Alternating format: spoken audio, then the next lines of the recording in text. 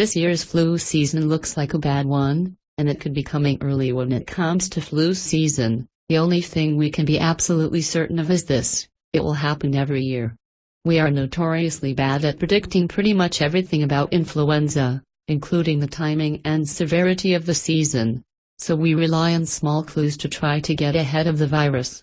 And so far, this year's hints are pointing to particularly nasty and early flu season. So get your shots now, people. The Southern Hemisphere was hit hard, and we likely will be too, as the countless stories about flu season have no doubt reminded you. Every year the World Health Organization has to make a call about what should go in the annual influenza vaccine. They look at how the virus has evolved so far, how it's been spreading, how effective prior shots were, and so on and so forth, until they make their best guesstimate. Influenza evolves so quickly that the virus is often quite different when it finally reaches the US. Since the Southern Hemisphere has their flu season a few months before we do, it can sometimes be useful to look at how they've been doing. This year it's especially useful, because we're both using the exact same vaccine. And so far, it hasn't been looking good. Australia has had record high numbers of cases and hospitalizations or deaths. A group of top National Institutes of Health officials wrote a memo last week in the New England Journal of Medicine warning U.S. medical professionals about the outbreaks. Our friends down under had 215,280 cases by mid-October, toward the end of their flu season, which far outweighs the 59,022 cases they saw during the 2009 H1N1 pandemic. Part of the problem is that this year's vaccine is only about 10% effective against Australia's predominant flu strain. Even in good years, we only get to around 40 to 60% effectiveness. No vaccine is ever perfect. But because herd immunity helps keep the virus at bay to some degree, having a particularly low success rate means far more people will get sick and die. There are more cases than normal so far. The Centers for Disease Control has an entire division devoted exclusively to tracking influenza. They monitor a number of different metrics, trying to suss out how the season is developing with the hopes that they can help the nation better prepare itself. Right now, we're seeing an uptick in what's called influenza-like illness, plus a wider geographic spread than in previous years. ILA quantifies how much influenza activity we're seeing in a state, as measured by how many more cases than average there are of people with flu-like symptoms. That means temperatures over 100 degrees Fahrenheit plus a cough and/or sore throat. Isolated but severe outbreaks can sometimes skew this metric, even if the rest of the state is having a quiet season. That's where the geographic spread comes in. It doesn't measure severity, but it shows how widespread the virus actually is. They're each useful metrics in their own way, and right now they both seem to indicate higher than average flu activity. Here's what the geographic data looks like so far this season in comparison to the last two. The final week, number 47, is the last week of November, which is the latest data available. Part of the way the CDC determines when it's officially flu season is when we're above the baseline level of ILA.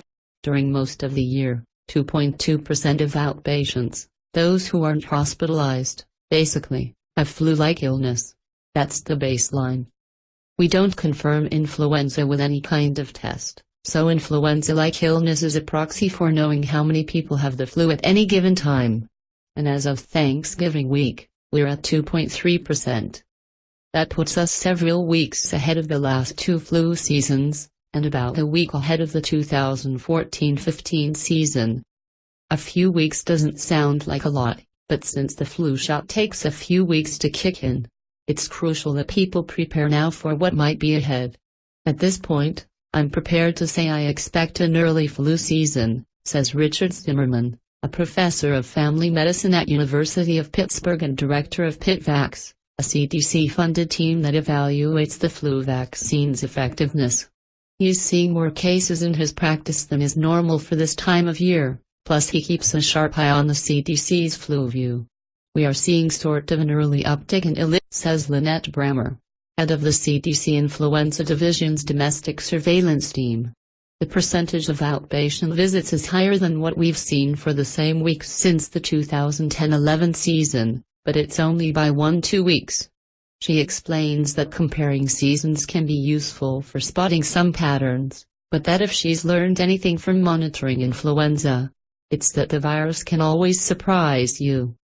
This season may have gotten an early start, but it could reach a plateau and be no worse in the end than any other year. Or we could be in for a particularly nasty season. It's too soon to tell. There is still some hope, but only if the virus changes in very particular ways in keeping with flu season's unpredictability. It's always possible that the influenza hitting the US will predominantly be a strain targeted by the vaccine. H3N2 viruses led Australia's nasty season, but if other strains dominate here, we may be spared. We just won't know until it's already happening. By the time the influenza virus circumnavigates the globe each year, it's become almost an entirely new demon, which is why we need a new vaccine annually. It's less predictable how much it will change in the span of just a few months. Global travelers can sometimes bring largely unchanged viruses halfway around the world, or a more gradual spread can allow it to mutate more dramatically. As more cases spring up, researchers can sequence the viruses to see which strains are most active, and can compare the virus that the vaccine is based on to those that are actually circulating. Unfortunately, all this happens after most people have, hopefully, been vaccinated, so it's largely too late to do anything about it except advise everyone to take extra precautions to stay healthy. You should still get your flu shot. However ineffective it might be, the reality of influenza is that even a subpar vaccine is better than no vaccine, especially at a population scale. Even if the shot is only 10% effective, that doesn't mean it's 10% effective for you. The vaccine can still help your body fight off some of the virus, which lessens your symptoms and makes you less likely to be hospitalized, and it could even help you avoid getting sick altogether. It may also be totally ineffective. The trouble is that you don't know which it will be until after you get vaccinated, and even though you may not like needles or doctors or getting stabbed in the arm, it's better to get vaccinated and give yourself a shot, pun intended, at a healthy winter than to skip it. You're helping prevent the overall spread of the flu by getting the vaccine. Your grandparents and elderly neighbors are less likely to die from influenza if more people have even low levels of immunity. Help them. Help yourself. Get vaccinated.